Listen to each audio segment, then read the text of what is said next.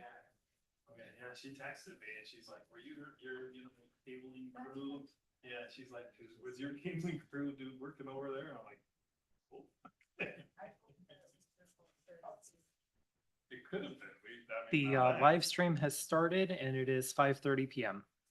Okay, thank you very much, Bill. And we'll call to order the Middleton Finance and Personnel Committee meeting of August 19th.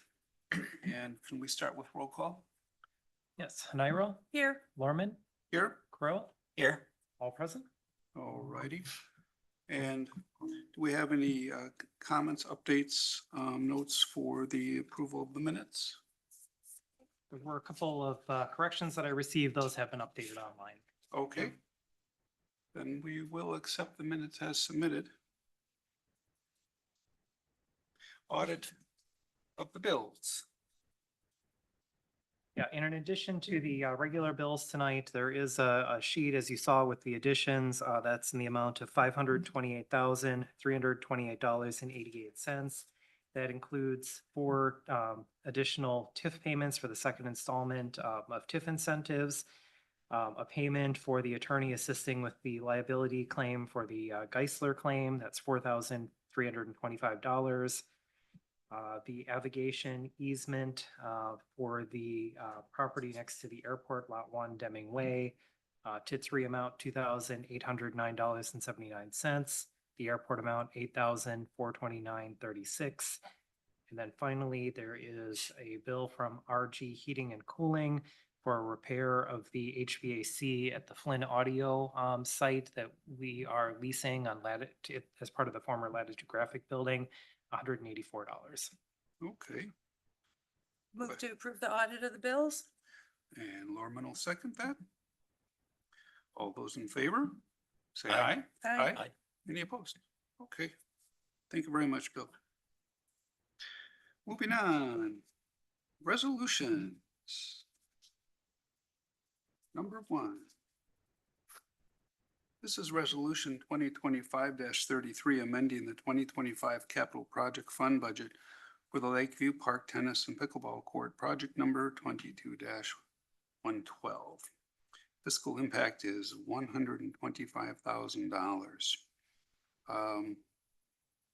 Move to recommend that council adopt resolution 2025-33. Righty, do we have a second? This is Crow, I'll second. All right, all those in favor? Say aye. I did have Oh, question, sorry. I had a couple Thank you. questions. So on page 6 of the packet, it says, it's the memo, and it says with G Pro Excavating awarded the work for 151,610, but that's not correct yet, right? That's on our agenda for tonight. Yes, that is correct. Okay. There's 3 agenda items attached to this resolution, or 2 other agenda items. Okay, and then also Kylie, since you're up there, what will there be? I mean, I can see the dollar amount impact on the playground equipment replacement budget. What's the real life impact of the reduction? Are there any, is that going to set us back in plans for upgrading or replacing playground equipment this year?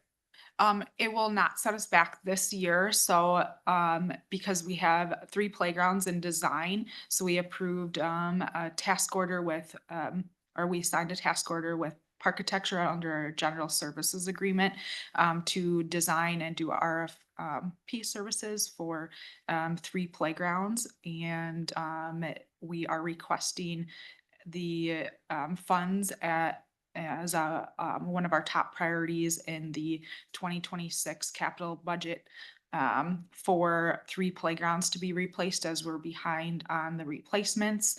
But as we're trying to accomplish all the projects for 2025 in our capital, we are in need of funds to finish the current projects that are underway. And this isn't affecting the work for 2025, but I did increase the request by $40,000 for 2026. Okay, thank you.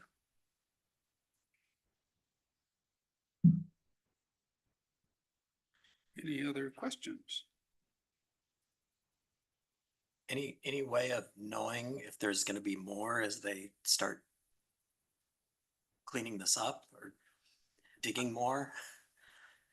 They did a 6 test pits on once it was all to subgrade. So they did bring an excavator in and dig all around and get an average.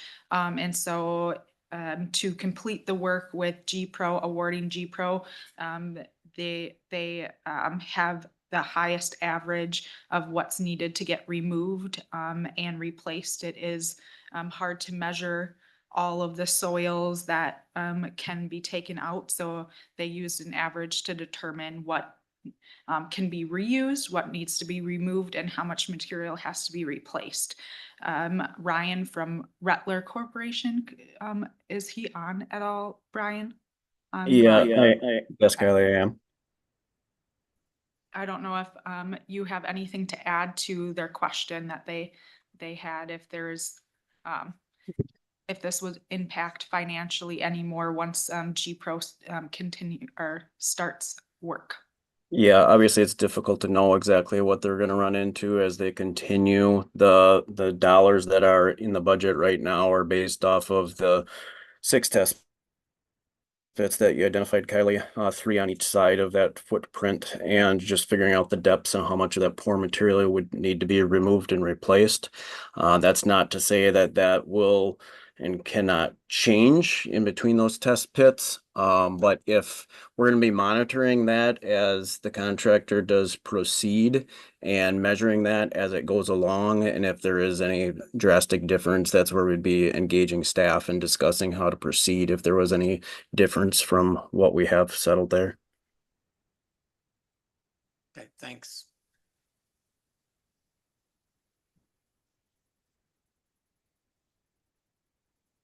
Okay, all right, if there's no other questions, we have a motion, and all those in favor of resolution 2025-33, amending the 2025 capital project funds for budget for the Lakeview Park, tennis courts and pickleball court, say aye. Aye. Aye. Any opposed? Right. On to agreements and contracts. This is amendment number 2 to the agreement with the Rettler Corporation for the Lakeview Park Tennis and Pickleball Court Project 22-112 in the amount not to exceed $7,500. Do we have a motion?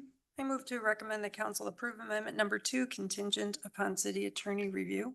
All righty, This is Crow, I'll second. okay. Any questions or discussion?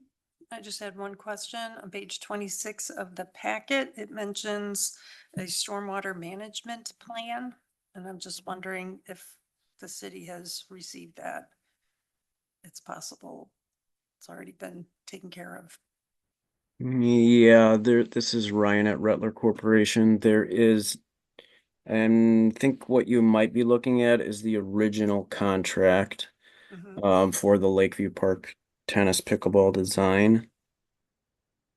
Is that correct? Yes, that's correct. And so that exists. That's So not- yes, that was under the original contract, and that was reviewed not only by city but county and approved as well, and with ongoing erosion control inspections as that project goes through construction.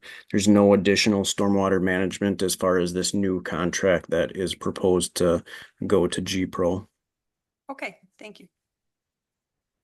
I still think that there is a piece that has to get approved by, the management plan has to go. Even though the, Luke, our engineers had reviewed this, and I can confirm with them. I still think that there's a piece that has to, go through the official approval, but all of the design, during the design phase and everything, they have all the permitting that's necessary, but the management plan, Oh, okay. that piece has to, go through the official phase. Yeah, I think what that last email was about, Kylie, was just they were looking for an updated schedule regarding construction activities out there so they can update their plan based off of erosion control measures. So we do owe them that once we do get the contractor on board and identify that overall schedule, that we do need to update them with that. Okay, I'll just double check administratively. I have a checklist of all those pieces, so. Yep. Great, thank you both. Other questions? All right, so the motion is made and this subject to city attorney approval, is that in addition to it? Or, That was in Yeah. my original motion, yes. yeah, okay. All righty, all those in favor? Aye. Aye. There are no opposed. Thank you.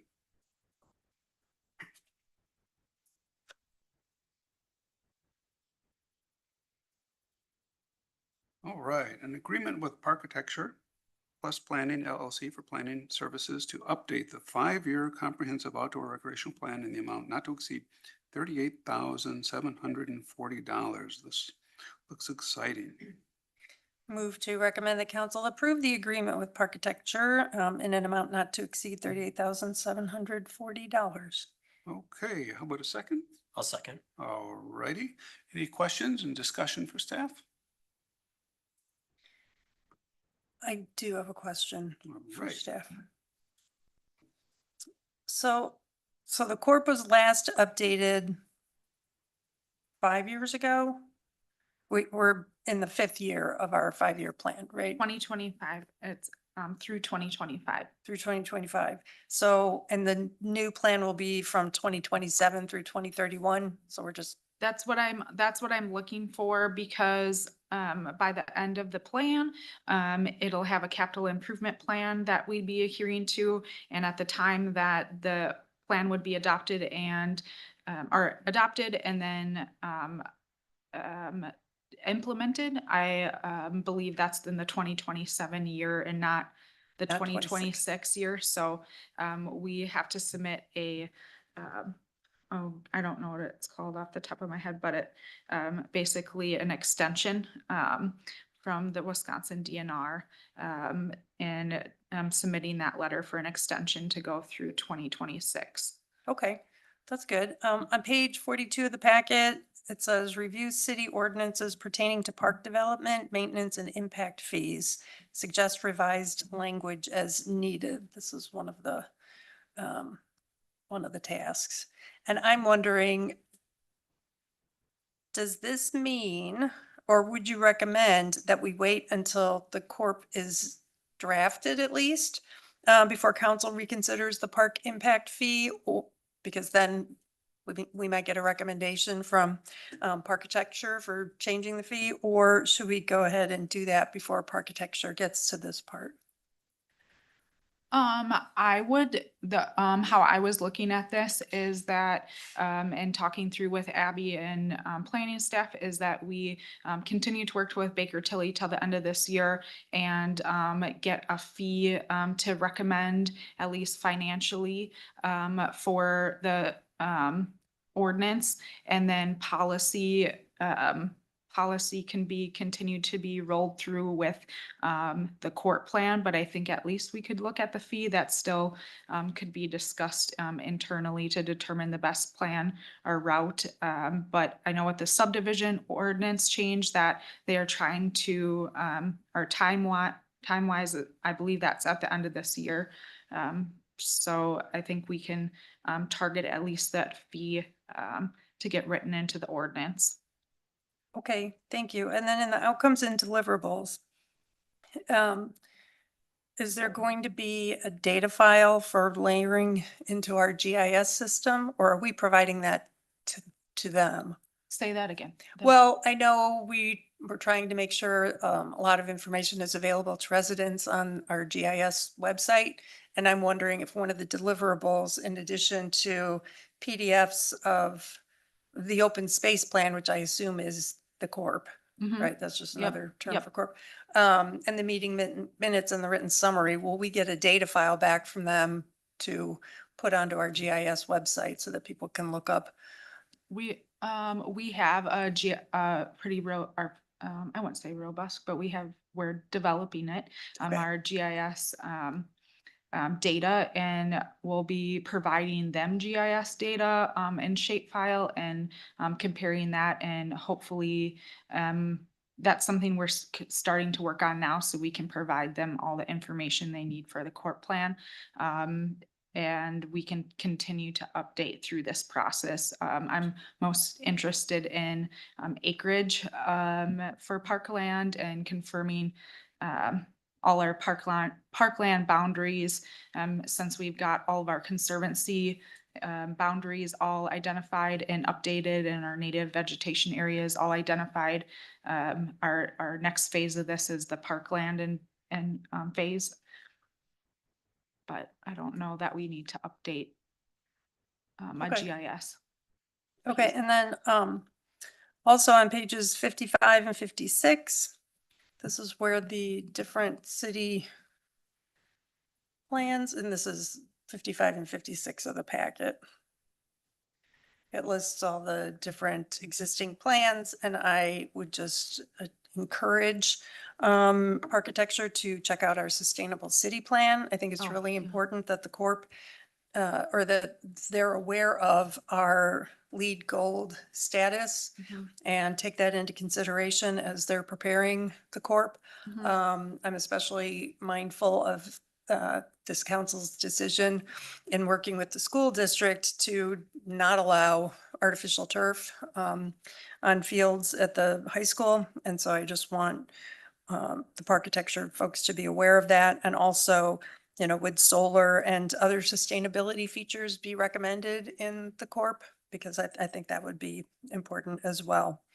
And then, oh, I really want this to be accessible to the public. I think this is something that all of our consultants should be held to a standard of being able to produce an executive summary that provides enough information to the average member of the public so that they can understand what it is that the full plan does. That's my hope. So I hope that will come as a result of this process too. And then finally, I just had a question. So Rettler actually had a lower cost, slightly lower. So we don't have to go with the lowest cost on this, or is it so close that they're basically the same? We had a pretty robust scoring metric system.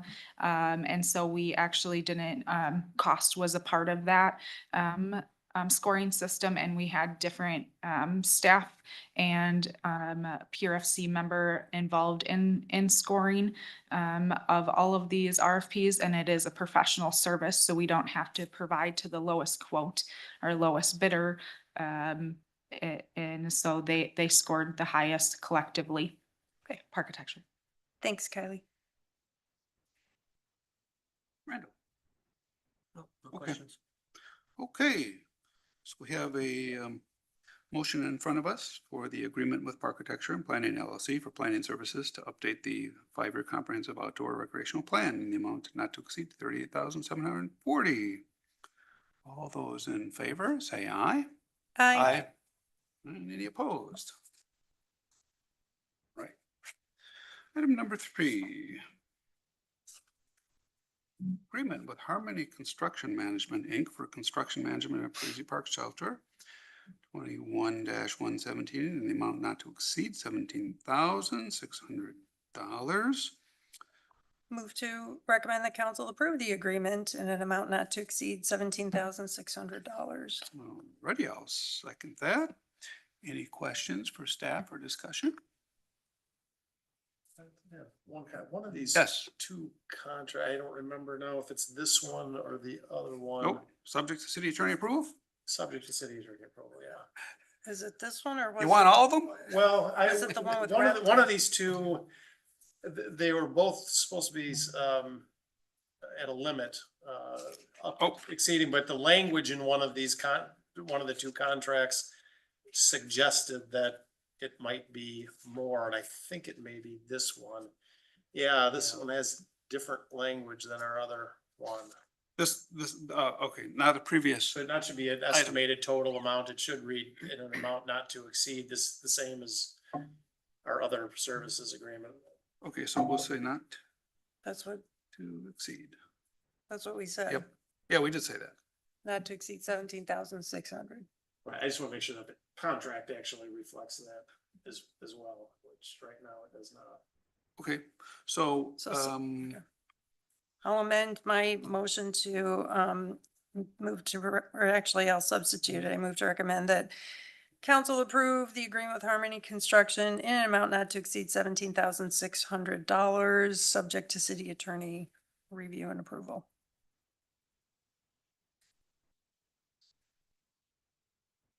okay, And we will need a second on that substitute amendment. all righty, can we get a second? I can second that. All right. Okay, so we have the new motion in front of us. As stated, subject to city attorney approval. All those in favor? Aye. Aye. Any opposed? Okay, thank you.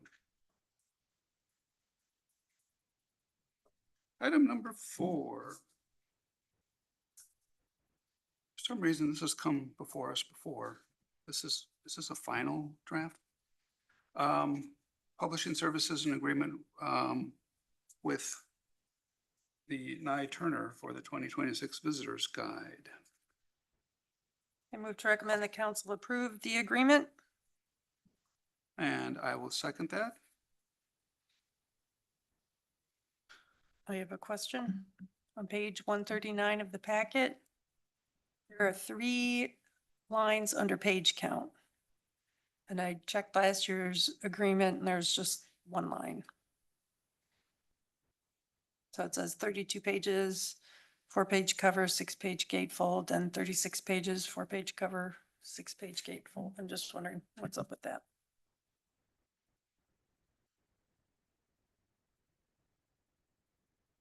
You're talking about just the middle one?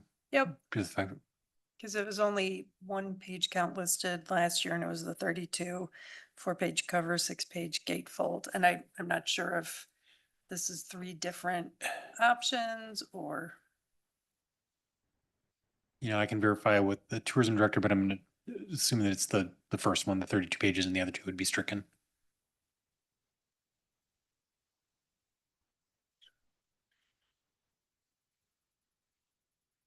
and the tourism director isn't on, correct? I don't see her on. Okay. I'm not gonna move to change anything because I don't know which one is the correct one. So,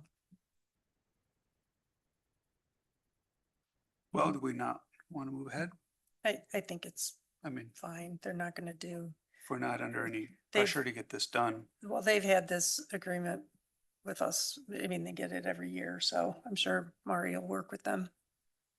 Okay. I just wanted to make sure that the contract specifies or the agreement specifies what it is we're looking for. And I agree with city administrator that it's probably the first one because that is what last year's was.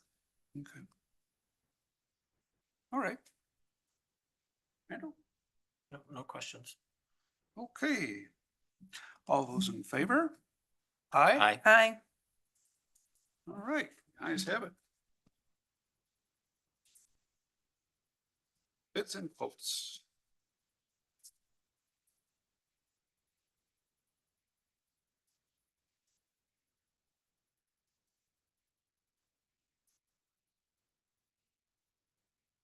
Award to bid to G Pro Excavation LLC for Lakeview Park Tennis and Pickleball Undercut Project 22-112A in an amount not to exceed $151,610, subject to city attorney approval of any associated contracts. I move to recommend the council approve the award in an amount not to exceed $151,610, subject to city attorney approval of any associated contracts. All right, and Lorman will second that. Any questions or further discussion on this piece? All right. All those in favor, say aye. Aye. Any opposed? Okay, now we're on to our miscellaneous. And what we have here is a request to authorize an increase in the part-time IT technician position to full-time. Fiscal impact is $62,441. Do I have a motion? Move to authorize an increase in the part-time IT technician position to full-time and to authorize staff to start the recruitment process for the position. Okay, and Lorman will second that. Any questions, discussion for staff? I just want to confirm, so we have a full-time manager, a full-time technician, and a part-time technician in the budget currently. Correct, okay. And only 2 of those are filled? So it is correct that there is in the budget for 2025, a full-time technician and a part-time technician. The part-time position is vacant and has been for most of the year. The full-time technician is currently filled. Yep, that, just confirming my understanding. Thank you. And Julie, you put a lot of nice numbers in there from your ticketing system. One set of numbers I was curious about, because it looks like you do about 3 tickets a day, or a little more. How many endpoints does the city have? That's an excellent question. I don't know if I have that right in front of me, but You can guess. I think we have it in our budget package. If you want to give me a moment to pull it up.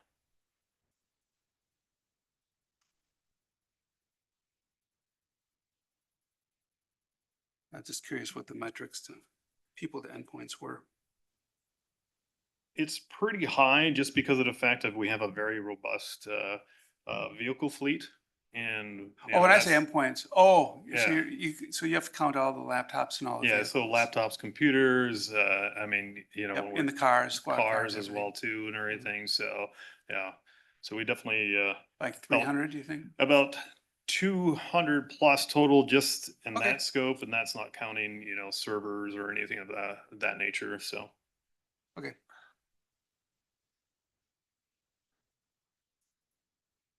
I don't know, it's a metric we talk about a lot of work.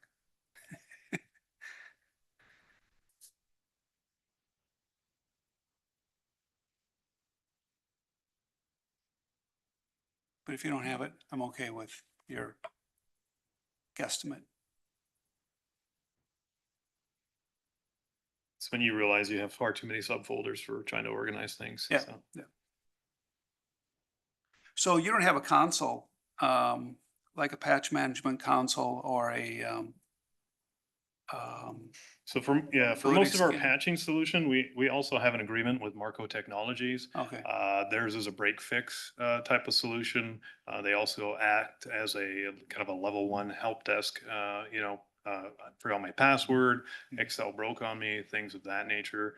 But as far as from a strategic standpoint and deployment of resources, that's when internal staff come into play. So.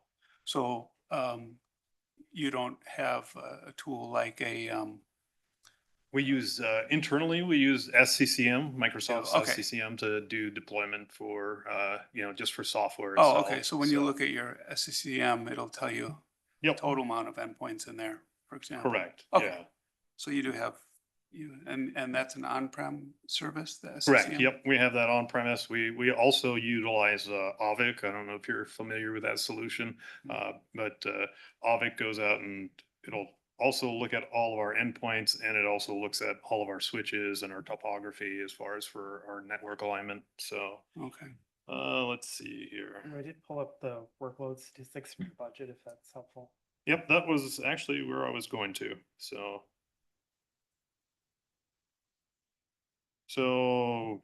225 projected for 2026 for workstations, notebooks, okay, 7 buildings that we service, and then like VoIP, cell phones, tablets, fleet modems is Okay, so- 297. So so that's one boss plus 2 worker Yeah. bees, that's 100 endpoints per worker bee, that's standard, that's good. good. I'm glad to hear that. Yeah, no, I mean, if you said it was 200 per person, I'd say then you need more staff. Darn it. Okay. Oh, wait, no. No, thank you. I appreciate that. I'm done badgering you. Badger away. Uh, Any other questions? Nope. Okay. Okay, so we have a motion in front of us. All those in favor, say aye. Aye. Any opposed? All right. Yes, he gets to retire. Consideration, discussion, and possible action on a simplified rate case study for the Middleton Water Utility.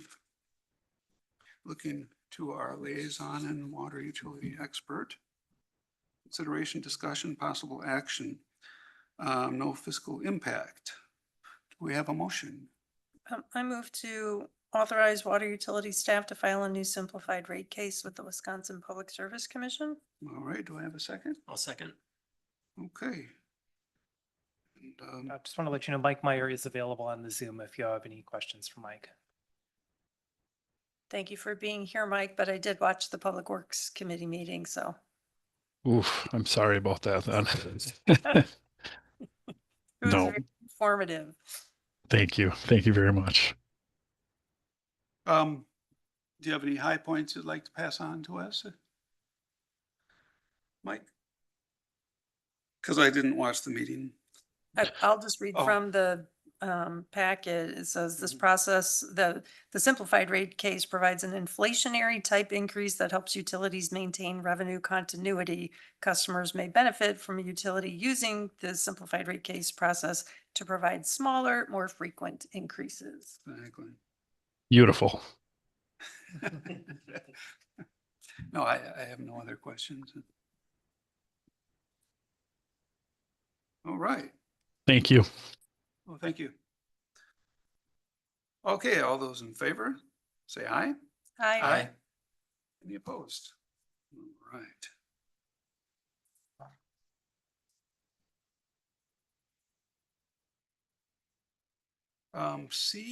CVMIC liability insurance policy renewal for 2027-2028 fiscal impact.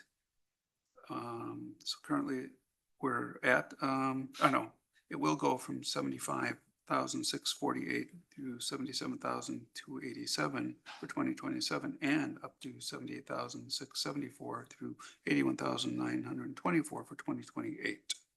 Mrs. Samira, I move to approve the liability renewal for 2027 and 2028 with Civic at the current retention levels. All right, and Lorman will second that. Any questions? I just had one question for Bill. So this is a policy that will be in effect in 27 and 28, but they come up with their rates a year in advance? So Yeah, we'll be that's- paying this next year or? We would pay at the beginning of each year, but it has been Civmic's practice for many years now that they do a 2-year renewal a year in advance to give people time to plan for their budget. So the previous action approved the rates for 25 and 26. So that rate for 26 is already set. Approving this renewal would lock us in for the rates for 27 and 28. Okay, and you said we pay at the beginning of the year. Correct, yep. Thanks. Any questions, Randall? No. All right. Okay, so the motion in front of us is to renew this policy. All those in favor say aye. Aye. Any opposed?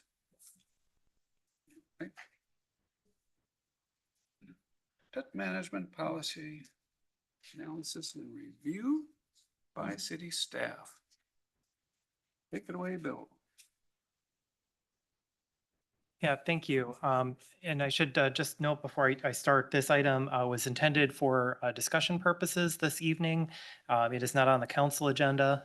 There's a lot of information in the policy and in the memo. So my thought was we could present this, have a discussion, get whatever feedback, and then we can come back with any desired policy language changes and consider those at a future finance and personnel and then council meeting.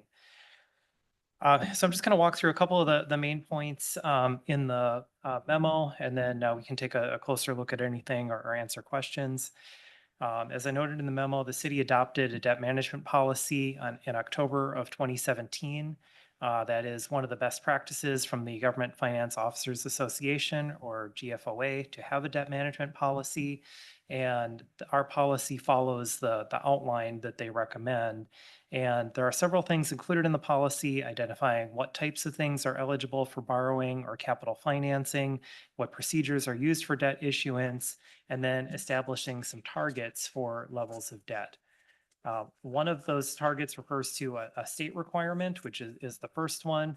The others are simply that. They're policy targets that have been established by the city council and free for review and consideration by the council at a future date. Since the policy's adoption, we've reviewed the policy periodically, but I don't believe we have made any changes to the targets in the policy during the preceding 8 years.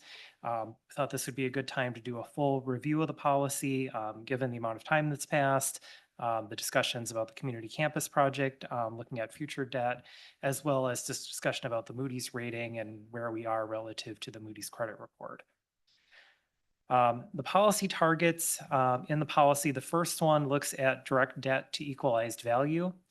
By state law, municipalities are restricted to issuing outstanding general obligation debt equal to no more than 5% of the total equalized value of all of the taxable property in the city.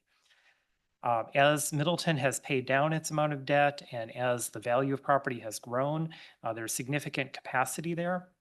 When the policy was adopted, the city decided to self-impose the limit at 2/3 of that state level. So instead of a 5% maximum, a 3.33%. And this chart shows where we've been since that policy has been adopted. We've been well below that, and the percentage has declined as both debt has been repaid and the value of property in the city has increased.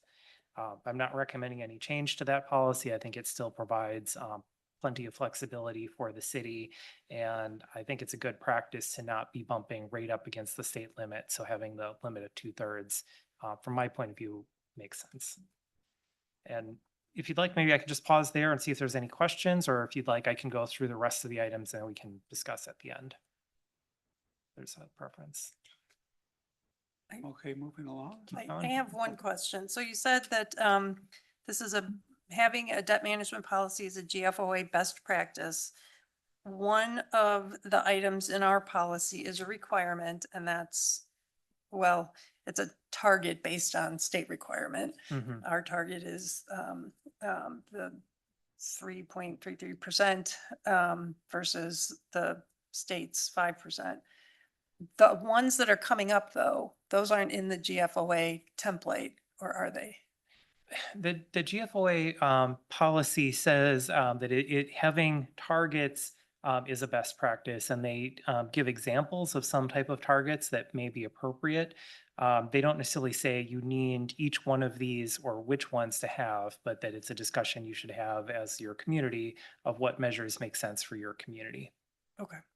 Because obviously the one that's a requirement where we're establishing a lower target, I like that, and you've got no change recommended. It's the ones that are coming up that I have some questions about. Okay, thanks. The next target that was established in our policy set a target for the maximum amount of outstanding general obligation debt per capita. And that policy set the target at $3,000. The policy did further state that, or does state that the city can consider debt secured by development agreement guarantees or supported by non-general property tax revenue when evaluating that level. So for example, if the city were to issue general obligation debt that's supported by utility payments, like for the water utility, or supported by TIF agreements related to a TIF project, that could be considered separate from this policy, which is really focusing on what is the general property tax burden on taxpayers. Looking at the history since that's adopted, in 2017, the amount per capita was $2,252. That has been declining over time, mostly due to the pay down of general obligation debt, to some extent also from the increase in population of the city over that time period. In reviewing these, this is the one that I kind of considered the most as far as should we even have this target? And if we do, what would be an appropriate level to set it at? I did recognize that one of the limitations when this was set is it set a flat dollar amount at $3,000 with no consideration for inflation. And that was probably an oversight and something that we should have looked at 8 years ago to it, if nothing else, index that to inflation, that as the value of money changes, that target should change. The other thing that I thought you may want to consider is that Middleton, compared to certainly some of the other communities in the area that we would consider peers, has a high level of non-residential property tax base due in large part to the strength of our business parks and our TIF districts and TID 3. And so perhaps having a measure that solely looks at population may not make sense for the city.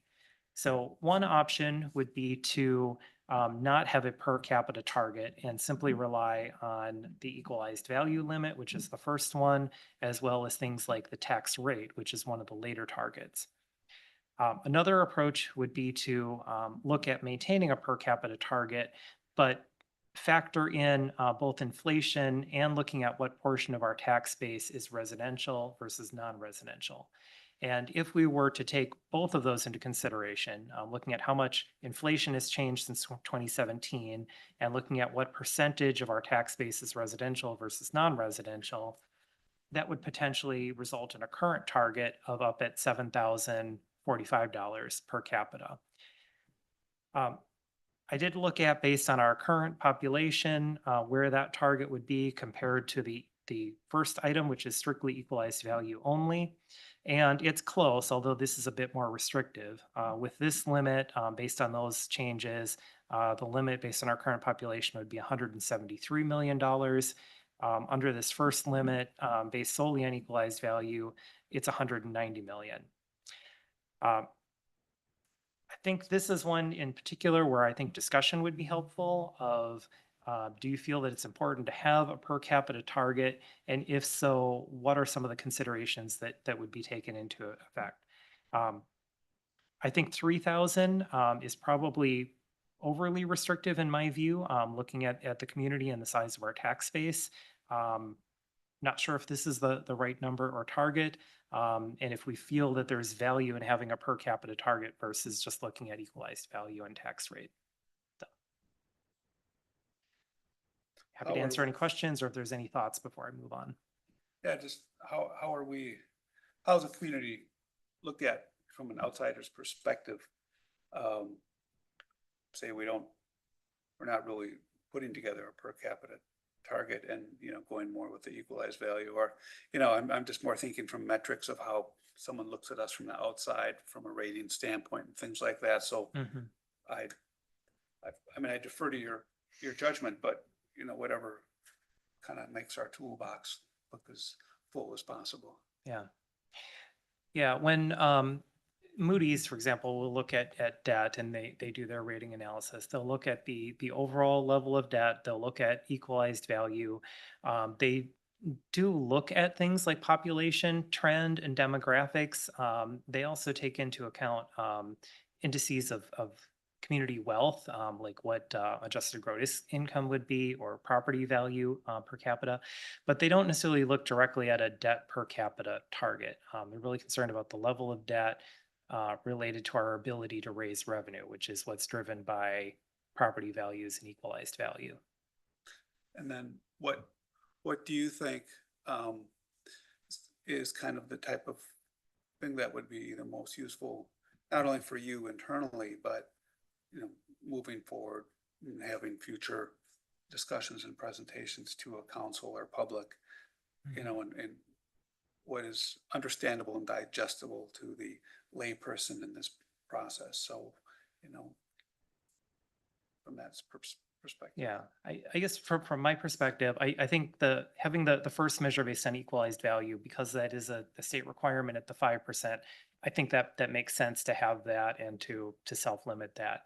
I think practically the target for tax rate for debt service and then what portion of our tax levy goes for debt service are likely to be the most constraining things, because I think we have a growing community, we have a lot of tax base. that doesn't necessarily mean that we're going to want to be bumping up to even that self-imposed 3.3% because of what that would do to our tax rate. The debt per capita measure, I don't have a strong feeling on one way or another. I don't think we necessarily need to have that. If we do maintain it, I just think we should give ourselves some more flexibility so that if we're comfortable with where the tax rate is and comfortable with where we are relative to our tax base, that this isn't overly restrictive. That sounds like excellent thinking to me. Yeah, I don't see a reason to keep it, unless Moody's considered it and thought this was, we got points for it. I also note that right now it's not bumping up against that 3.33% equalized value limit. But if we did keep this in and had it adjusted for inflation, at some point we might, and then we also need to build into the policy, when do we, like, how do we resolve that conflict? Because on the one hand, we're saying, we can go so high, but we're capped by the state limit or our target vis-a-vis the state limit. So I would be in favor of a more simplified policy and just get rid of this. Why put you through the task of having to update for inflation every year what that amount is? It seems like a very artificial number. And I in general don't like, flat numbers that don't build in for, have nothing built in for inflation.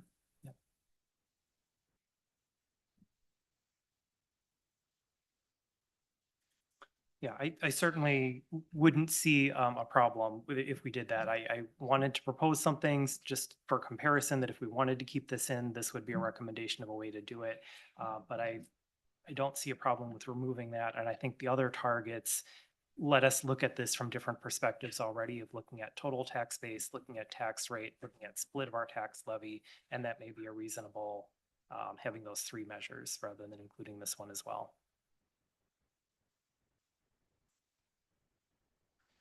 Moving on to the others, and we can certainly come back and revisit anything, but the next target established in the policy looks at the portion of the debt service levy to the percentage of the total property tax levy. And the policy sets a target of 30%. This is one where, while we have remained under that each year over the last 8 years, we have seen some movement up, closing in on that target. And I think the main reason for that is just the cumulative impact of property tax levy limits, which are based on net new construction. We know each year as we talk about the budget, how constrained our operating budget has been. And as a result, Middleton, like a lot of municipalities, if not most throughout the state, are really forced to look at moving things to their capital budget and to borrowing where they can rather than putting them in their operating budget. So whereas if we weren't constrained by levy limits, smaller capital items, smaller vehicle purchases or vehicles that have frequent turnover, we would probably be recommending to cash fund those and build that into our operating budget. However, because we are constrained by very tight levy limits on the operating budget, and there is an exemption for debt service, it has made sense to continue to borrow for those items, include them in the capital budget. What Middleton has done, which I think is a very good financial practice, is have very rapid repayment of those annual capital borrowing. So the total issues are being repaid over 8 years rather than 10 years, which is common. State law would allow you to go up to 20 years.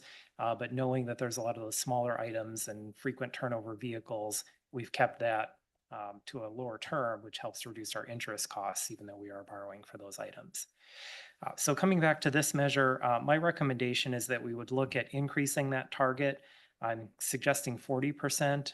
That would still keep the majority of the debt service levy earmarked for the operating budget, which I think is appropriate, but does allow for some additional latitude, recognizing the reality of levy limits and what we're essentially incentivized or kind of forced into having to fund through the capital budget rather than being able to build into the operating budget.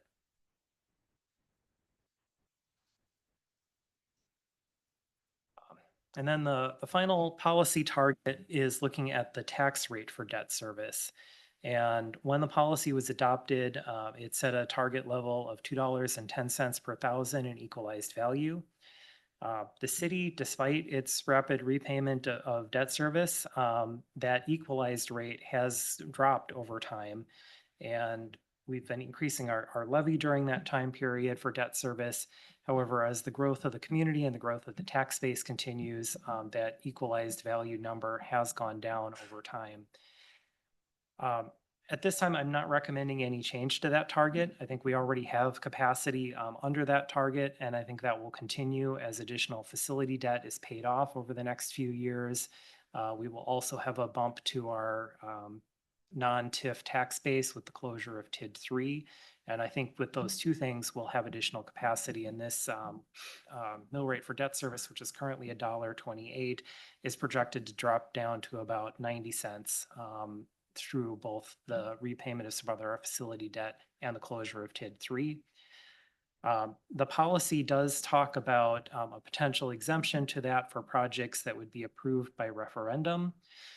When the policy was drafted, borrowing up to 20 years using a bond required a referendum for most types of municipal projects. I think that was part of the intent, that if we were doing a larger facility project, something outside of our normal capital, we would likely be required to go to referendum, and therefore that could be an exemption if a referendum would approve something to go over that. Now under state law, you can use notes rather than bonds, which is a simpler process to issue. You can issue those up to 20 years. They do not require a referendum. As we've had discussions about the community campus, I think the assumption has been that given the size and scale of that project, the city would likely want to go to referendum for that significant of a capital project. So I think it would be okay to leave the language in the policy that says a referendum could allow for exceeding that. And I think that would be part of the discussion as we consider that or any other major borrowing of saying this is the target. What's the capacity? Are we able to stay within that target? Or if it is something that we would be looking to go beyond, that would be part of the discussion and part of the referendum discussion as well of what the projected tax rate is and does the community feel comfortable with that. So I don't have any recommended changes at this point to this item, but certainly it's available for discussion and consideration. Yeah, I have a lot of questions about this one. So I totally support the increasing the target percentage of the property tax levy for debt service from 30% to 40%. That makes sense to me. But what is magic about that $2.10 per thousand? Because that's another straight up number, no inflation. And if you look at our mill rate over this period of 2017 to 2025, that $2.10 has gone from 35% of the mill rate up to 46%. And so I just, again, I'm like trying to figure out how does this help the city in any way to be like more fiscally prudent or get a better score from Moody's? Because if it doesn't, I think it's just another complication and it seems rather artificial. And I say this like assuming this is maybe this, yeah, there was a good reason for it to be imposed at the time, 2017. But it just doesn't seem to me to be helpful. And if it does create a conflict with us elsewhere or with another provision in the policy, then we have to have some sort of statement about, you know, whichever is less or whichever is, you know, more conservative. So why keep it? Yeah, to answer your first question, there is nothing special or magical about why that level was chosen. I think when the policy was drafted, we had a look at the finance committee at the time and the council at the time of where was the tax rate, what was the portion for debt service, and a desire to give some capacity for the debt service mill rate to increase, but trying to just be cognizant of the overall impact on the taxpayers and establish a target so that when we're reviewing our budget each year and we look at what the projected tax rate is for debt service, we could measure how we are compared to that target. But whether it should be $2 or $2.10 or $2.20, that is somewhat of an arbitrary decision. I don't think this is one that Moody's would look at. They're going to look at our ability to pay.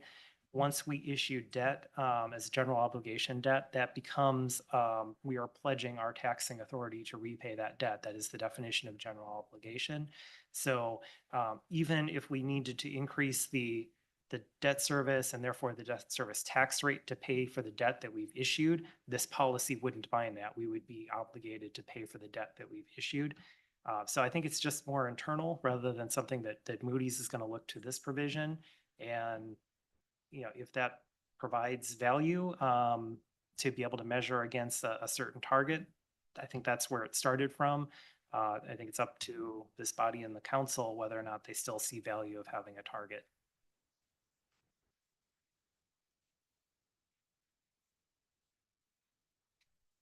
I'll just note also, I don't like phrases, like I'm looking at the actual policy on page 166, phrases like seeks to limit or seeks to maintain versus establishes, for the equalized value, the city establishes that 3.33% versus we seek to do this. I just don't like phrases like that in policies.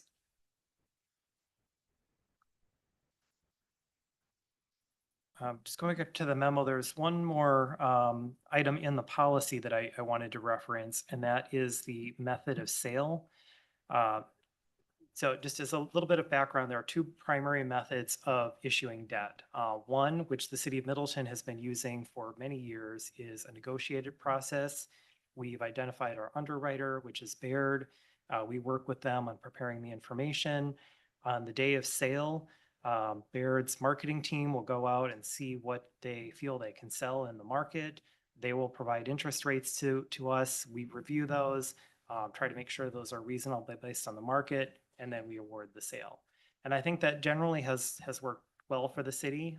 We do try to look back at examples of sales and making sure that the rates that we have are competitive. The other approach is to work with a municipal advisor that would be separate professional service company that has a fiduciary obligation to the city. They would help us with the planning and marketing of the issue. On the day of sale, we would open that up to multiple underwriters that could all submit bids for purchasing the city's debt. And then with our municipal advisor, we would evaluate those, select the lowest, and award the debt to them. GFOA, in their best practice, would say that generally having some type of competitive process makes sense, either that you're competitively selecting the underwriter or you're going through a full competitive sale. Some reasons why you might want to use a negotiated sale is if you aren't going to market frequently, or if you're really doing an unusual deal that is more complicated where you might not get a lot of bids. However, I think Middleton would do very well doing a competitive issue. When we brought this up in previous reviews of the policy and discussions with the Finance Committee, there was some discussion about for the annual issues where it's pretty straightforward and it's pretty easy to look at comparables and make sure we're getting a good rate. They're comfortable continuing to do the negotiated sales and using Baird. However, they suggested we may want to look at doing a competitive process if we do a larger debt issue, such as for the community campus or for some other major project. So that's kind of been the assumption that we've been operating under. But I just wanted to bring that up because if there is interest in looking at a competitive process, we could certainly get in more information and bring that back for your consideration for future sales.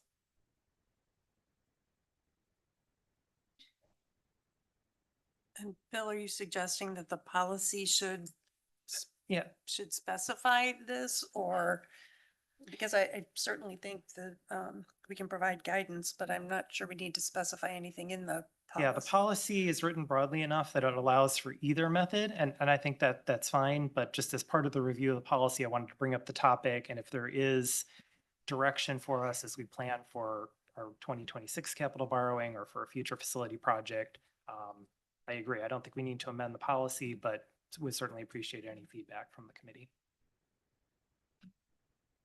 I would say that overall, the current targets that, the city has consistently set for itself and the current policies have worked well, and if it's not broken, let's not fix it just yet. until there's a significant change in the market or something, you know, that would be an external force that would force us to have to reexamine things.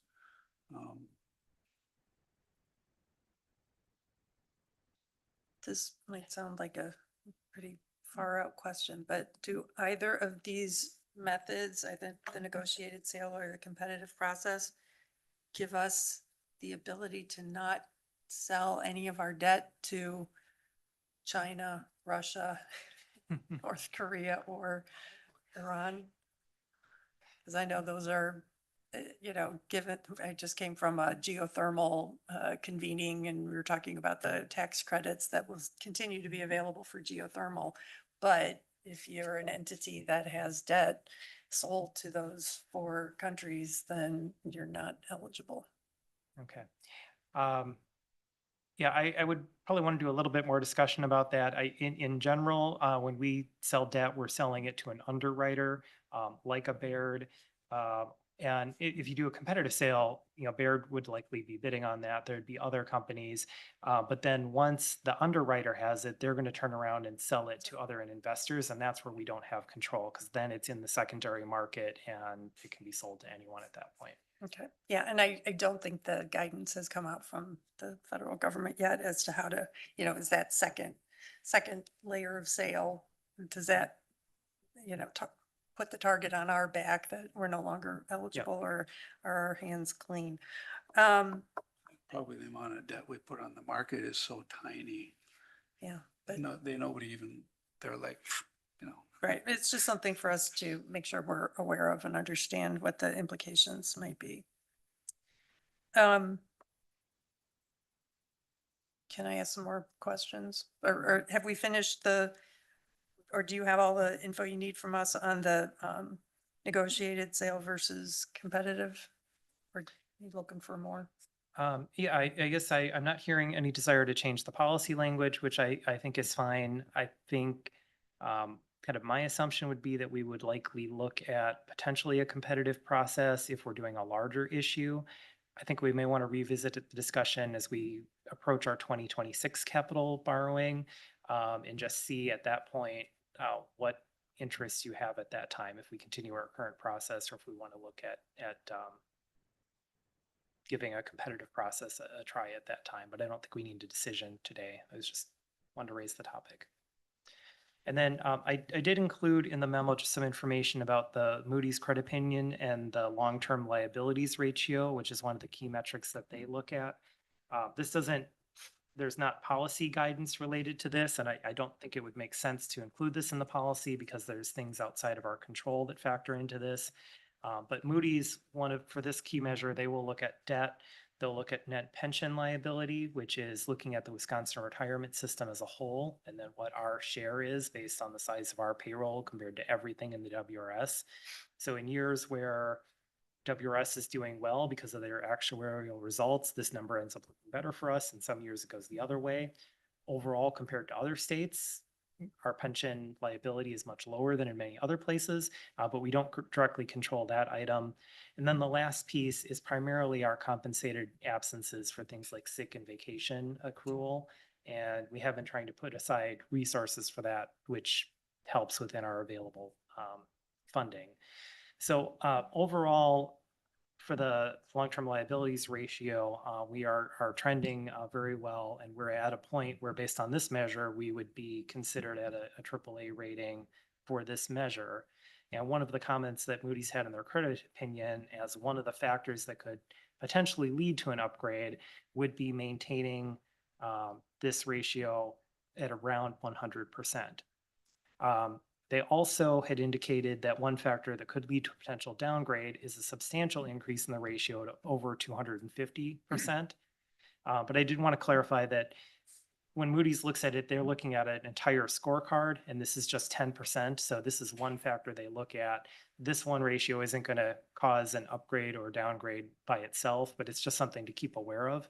I wouldn't recommend putting policy targets in for this, but it's just something that we can model as we look at debt and where we think that would impact this ratio. Do they look at a change? Are they looking at abrupt changes, like a significant increase in 1 year, or if it's slowly trending, does that modulate the effect of that Yeah, 10%? I think they're looking at the trend and they're looking at future plans. So one of the things that the analysts indicated when we talked to them this year was, we're in an excellent position right now, but we've been upfront with them about we have other debt coming, we have facility projects we're looking at, and I think they're kind of waiting to see what develops there. They also typically wouldn't make a rating change based on just 1 year being above or below a certain level. They'll look at what the trend is over time and the direction that it's going. I did have a couple other questions about the policy, things we haven't talked about yet. And I am mindful of the time, but I'm wondering on page 166 of the packet, there's a section, this is under debt structure and issuance. And the target principal repayment, it says, in order to maintain flexibility and preserve debt service capacity, the city shall target at least 75% of general obligation debt principal to be repaid within 10 years of the date of issuance. And I'm wondering if that provision might constrain us too much when it comes time to borrow for the civic campus. Yeah, we certainly could model that and see what that would look like. Right now we're at, I think 100%. We were at 99. I think we're now crossing to the point we're at 100% repaid within 10 years. But certainly as we're paying down some of our existing debt and then looking at potentially taking on new debt for up to 20 years, that could be. So I think that would be a good one to take a look at. Okay. And then also on this same page, previous paragraph, middle sentence, it looks like under amortization and debt service structure, it says debt service for facilities and major infrastructure projects shall be limited to no more than 20 years. So is that, you mentioned in 2024, the legislature changed the requirements and now we can issue notes instead of bonds. So is this statement in our policy just a reference to bonds? So now, but under state law, you can issue notes or bonds for up to 20 years. So this is really a reflection of that state limitation that of borrowing for no more than 20 years, regardless of which method you're using now.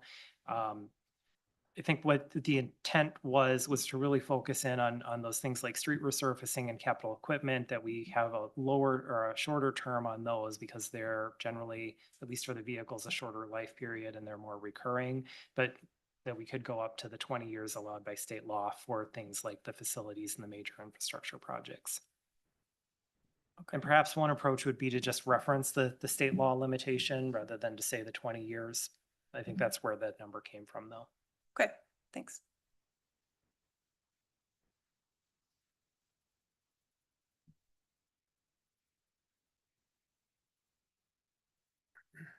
Anything else? Okay. Thank you, Bill. Okay. Thanks for the Next. input. Excuse me? Okay. Next, we're going to convene into closed session. So for this, future agenda. Sorry. And I don't have anything just for anything from Yes. the committee. And you've been publishing a list, keeping a list published every once in a while. So I have nothing. Randall? Just the park impact fee, which we've already, I'm sure that's on the list. And then I wonder when we get to the, when we get the study, the compensation and classification study report, if we can consider that and can at the same time talk about the DCCVA compensation study, just so that we've got both studies to compare. That's it.